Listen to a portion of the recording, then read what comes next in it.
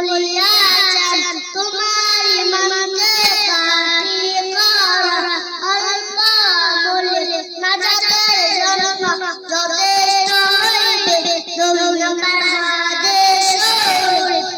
খৈরুকুম মান তাআল্লামাল কুরআনা ওয়া আল্লামা তোমাদের মধ্যে সর্বোত্তম ওই ব্যক্তি যে কুরআন মাজিদ শিক্ষা করেন এবং শিক্ষা দেন। তিন নম্বর হাদিস কথা বললে পারে জাতুল আলা কুল্লি মুসলিম মুসলমানের উপর ফরজ সারা